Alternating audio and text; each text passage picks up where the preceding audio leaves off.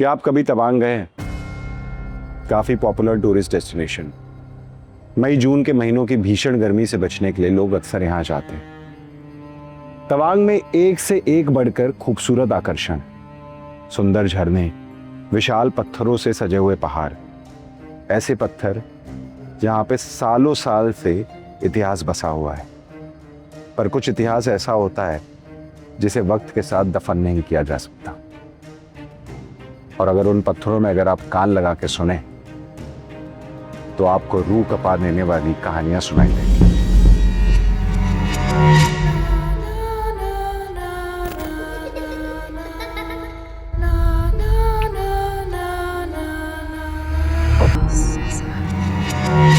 तवांग अरुणाचल प्रदेश की वादियों में महफूज, जहां बादल जमीन और आसमान के फर्क को भेद देते हैं। 1962 इंडिया और चाइना के बीच हुई वॉर, घमासान युद्ध। तवांग की हसीन वादियां अब शांत नहीं, वहां गोलियों की आवाज गूंज उठी थी। पर इन गोलीबारी की आवाज के बावजूद एक आवाज और थी जो कि बहुत दूर से बंद दरवाजों के बीच कहीं से तो आ रही थी। एक ऐसी आवाज जैसे मानो बहुत सारे लोग बैठकर कुछ मंत्र पढ़ रहा है। तवांग की एक बुद्धिस्ट मॉनेस्ट्री जो कि बर्फ से ढकी हुई और काले पत्थरों के बीच था, जहां पे कुछ बौद्धिक भिक्षुक बैठकर तपस्या कर रहे थे। एक ऐसी तपस्या जिसमें वो लीन थे जो कि 50 साल चलने वाली थी। और अगर उस तपस्या को भंग किया गया तो उसका अंजाम बहुत भयानक होने वाला। पर जब जंग का मनहूस साया मॉनेस्ट्री पर पड़ा तो वो भिक्षुक वहीं रहे, प्रेयर रूम के अंदर तपस्या में ली। गोलियां बरसती रही, बम फटते रहे, पर उनके मंत्र नहीं रुके। और फिर जंग खत्म होने से कुछ दिन पहले तवांग मॉनेस्ट्री में एक अजीब सा सन्नाटा छा गया। वो मंत्रों की आवाज बंद हो गई। कुछ समय बाद पर्यटकों का यातायात फिर से शुरू हुआ, पर इस बार कुछ अलग था। लोगों को कुछ अजीब आवाज सुनाई दे रही। हर रात इन्हीं पहाड़ों के बीच में सुनाई देती थी कुछ आवाजें, मंत्र जाप की, एक साथ एक ही लय में, जैसे कुछ लोग साथ मिलकर मंत्र पढ़ रहे हैं। और सुबह होते ही शांत, जैसे इस आवाज के दिए को किसी ने एकदम से बुझा। मैं हूं रामाकृष्ण दीक्षित और आज जो कहानी मैं आपको सुनाने जा रहा हूं वो इंतजार कर रही है सिर्फ आप। ये कहानी है डॉक्टर विक्रम राठौड़ की, एक मानव शास्त्री जो कि बुद्धिस्ट मॉनेस्ट्रीज पे रिसर्च कर रहा था। तवांग पहुंचते ही डॉक्टर विक्रम ने स्थानीय गाइड की हेल्प ली और उस गाइड का नाम था टेंजिन। जैसे ही डॉक्टर ने उस मॉनेस्ट्री का जिक्र किया, टेंजिन के चेहरे का रंग उड़ गया। वो शाब प्लीज, उधर मॉनेस्ट्री में कोई नहीं जाता। टेंजिन की आवाज में एक अजीब सा डर था। अरे क्यों? मुझे तो बस रिसर्च के लिए जाना है। शाब, वहां ऐसा घटना होता है कि आपका रिसर्च कुछ नहीं चलता होता। अरे भूत ऊत प्रेत में कुछ नहीं मानता मैं, विक्रम ने चिढ़कर कहा। अब टेंजिन का चेहरा गंभीर पड़ चुका था। उसने एक गहरी सांस ली और कहा, साहब, आपके मानने से कुछ नहीं होता है। 1962 के बाद से वहां से कोई वापस नहीं आता। और जो भी उधर रात को रुकता है वो और टेंजिन आगे कुछ नहीं बोल पाया। पर विक्रम एक वैज्ञानिक था। उसके लिए तर्क और प्रमाण की बात थी, आत्माओं की नहीं। अगले दिन डॉक्टर विक्रम तेंजिन को बिना बताए मॉनेस्ट्री की ओर निकल पड़ा। रास्ता बहुत मुश्किल था, बर्फ से ढका हुआ, कोहरा इतना ज्यादा कि आपका खुद का हाथ ही आपको नहीं दिख। सोचिए, आप कभी हिमालय की पहाड़ियों पर हैं और आप ऐसी जगह जा रहे हैं जो सालों से बंद है और आपको सिर्फ अपनी सांसों की आवाज सुनाई दे। बर्फ चारों तरफ, कोहरा इतना ज्यादा, तो क्या आप ऐसी जगह पे जाएंगे? थोड़ी देर चलने के बाद उसे वो मॉनेस्ट्री दिखाई दी। टूटी खिड़कियां, खुले हुए दरवाजे, जैसे मानो सालों पहले कोई हड़बड़ी में उस मॉनेस्ट्री को छोड़ के चला गया था। उसने जैसे ही अंदर कदम रखा, उसे एक अजीब सी बदबू है, बासी धूप, दिए का घी और एक गंध, सड़न की गंध, जैसे सालों से कुछ सड़ रहा। अंदर का दृश्य बहुत ही ज्यादा अजीब था। प्रार्थना के चरखे अपने आप घूम रहे थे, दिए बिना तेल और बाती के जल रहे थे। विक्रम का वैज्ञानिक मस्तिष्क अपने आप को समझाने की कोशिश कर रहा था, पर उसके दिल के अंदर की आवाज कह रही थी ये कुछ और है। विक्रम को सामने प्रार्थना कक्ष दिखाई दिया और उसके आगे केंद्रीय प्रार्थना कक्ष। दरवाजे पे था ताला, पर अंदर से एक आवाज आ रही, धीमी सी आवाज, मंत्र की आवाज, मंत्र जाप। एक ही स्वर, एक ही लाइन, जैसे बहुत सारे लोग मिलकर मंत्र पढ़ रहे हैं। विक्रम ने कांपते हुए, घबराते हुए उस ताले को खोलने की कोशिश करी, पर वो ताला एक ही बार में टूट गया।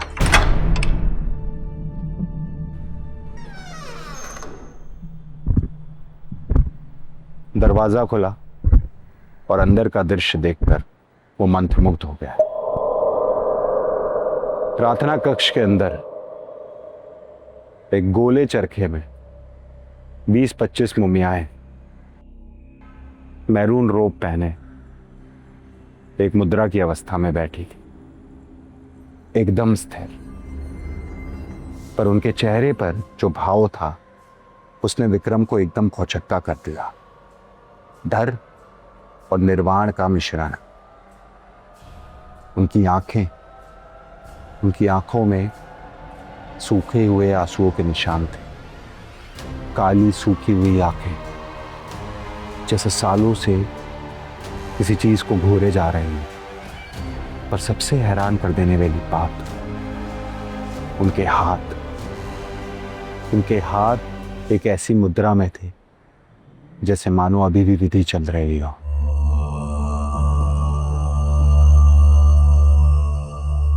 और उस प्रार्थना कक्ष के बीचों बीच रखा था एक तांबे का प्याला। अंदर था सूखा हुआ भोजन, जो शायद उनका आखिरी भोजन था, पर उसे भी आधा ही खाया हुआ था।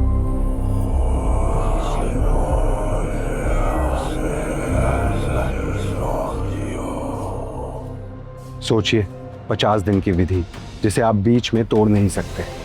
बाहर जंग चल रही है, गोलियां बरस रही हैं, आपको भूख लग रही है, पर आप उसे भंग नहीं कर सकते, तो आप क्या करेंगे? उन्होंने जारी रखा। उनकी सांसें जब तक चल रही थी, जब तक होश था, तब तक मंत्र जाप किया, और फिर जब शरीर ने साथ नहीं दिया, तब उनकी रूहें ध्यान में लगी रही, मंत्र जाप करती रही। और फिर अचानक विक्रम के कैमरे का फ्लैश अचानक से झिलमिलाने लगा। उसने चारों तरफ देखा और फिर एक आवाज, उस मंत्र की आवाज पूरे कक्ष में गूंजने लगी। उसने इधर उधर कक्ष में देखा, वो शरीर, वो अब भी वहीं थे, एकदम स्थिर। तो वो आवाज कहां से आ रही? और फिर उस प्रार्थना कक्ष का दरवाजा अपने आप धीरे धीरे बंद होने लगा। विक्रम जोर से चिल्लाया, नहीं! और वो जोर से भागा दरवाजे की तरफ, और जैसे ही वो दरवाजे की तरफ पहुंचा, वहां अचानक से उसे एक शख्सियत दिखाई। मैरून रोब पहने हुए, कंकाल जैसा बदन, पर आंखों में आज भी उसमें प्राण थे। नम काली आंखें जैसे सालों से रो रही हैं। उस कंकाल ने अपने हाथ से इशारा किया, बैठो, ध्यान की मुद्रा में और विधि पूरी करो। विक्रम का दिल तेजी से धड़क रहा था। उसको समझ आ गया था वो यहीं मर जाएगा, और उसने उस कंकाल तंत्र वाले भिक्षु को जोर से धक्का दिया और दरवाजे से बाहर भागा। रागा में भागते हुए उसे चारों तरफ से वो मंत्र सुनाई दे रहे थे। उसी मंत्र जाप की आवाज हर तरफ से, छत से, दीवारों से, जैसे उस मॉनेस्ट्री में किसी ने जान फूंक दी हो। और फिर विक्रम ने देखा उन आकृतियों को, मैरून रोब में, रागाओं की हर तरफ खड़ी हुई, हाथ से इशारा करती हुई, आओ आओ, बैठो मुद्रा में और विधि पूरी करो। भागते हुए विक्रम के पैर कांप रहे थे, पर फिर भी वो भागता रहा मूल दरवाजे तक। जब तक भागता रहा जब तक वो दरवाजे से बाहर नहीं निकला। और बाहर निकलते ही पहाड़ों की हवा ने जैसे मानो उसे थप्पड़ मारकर बर्फ पे गिरा दिया। उसने पीछे मुड़कर देखा, वो मॉनेस्ट्री एक बार फिर से सुनसान हो गई थी। वहां पे सिर्फ बौद्धिक झंडे अब लहरा रहे थे। वापस पहुंचकर उसने अपनी तस्वीरों को चेक किया, और उन तस्वीरों में पीछे की तरफ वो आकृतियां थी, और एक तस्वीर जिसमें वो आकृति उन काली सूखी आंखों के साथ सीधा कैमरे में देख रही थी, जैसे कुछ कहना चाह रही हो, कोई चेतावनी देना चाह रही हो। उस रात विक्रम को नींद नहीं आई। जब भी वो आंखें बंद करता तो उसे वो आवाज सुनाई देती, वो मंत्र जाप, एक स्वर एक लय में, जैसे 20-25 लोग एक साथ वो जाप कर रहे हो। और वो आंखें जैसे उसे देख रही हो। अगली सुबह जब तेंजिन ने उसे देखा तो वो समझ गया कि विक्रम पिछली रात मॉनेस्ट्री गया था। शायद आप बच गए, लेकिन पूरी तरह नहीं।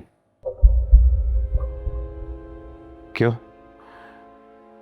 विक्रम के सवाल में एक अजीब सा डर था। ओ शायद आपको देख लिया उन लोगों ने, अब आप भी उनकी विधि का हिस्सा हैं। जब जब रात को वो मंत्र जाप होगा आपको सुनाई देगा साहब वो, और आपको एक ना एक दिन वापस आना पड़ेगा वो विधि पूरी करना है। विक्रम आज शहर में रहता है। रिसर्च छोड़े हुए उसे काफी टाइम हो गया है, पर आज भी जब भी रात को हवा चलती है, वो कहीं भी हो, उसके कानों में वो मंत्र सुनाई देता है। वही मंत्र जाप, एक स्वर एक लय में। उस मंत्र को उसकी हड्डियां भी महसूस कर सकती है। और कभी कभी जब वो शीशे में अपनी परछाई देखता है तो उसे एहसास होता है कि कोई और भी है, मैरून रोब पहने हुए। गांव वाले कहते हैं कि उस मॉनेस्ट्री में अभी भी जान है। वो भिक्षु परम ज्ञान तक पहुंच गए थे, पर उनकी विधि पूरी नहीं, और उनकी आत्माएं आज भी दो दुनियाओं के बीच में है। और वो दो दुनिया के बीच में तब तक रहेगी जब तक उनकी विधि पूरी नहीं होती। हर अमावस्या की रात अरुणाचल की वादियों में घनघोर अंधेरे के बीच में आज भी वो मंत्र सुनाई देते हैं। वो मंत्र जाप, एक स्वर एक लय में।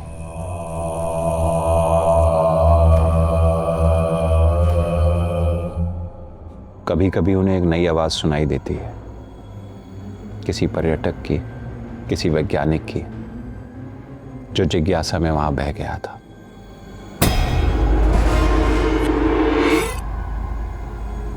वो भिक्षु अब अकेले नहीं है,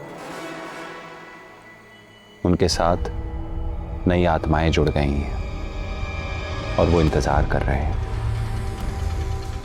आज भी उस बंद प्रार्थना कक्ष के अंदर मुद्रा में आंखें खोले हुए वो मंत्र जाप कर रहे हैं।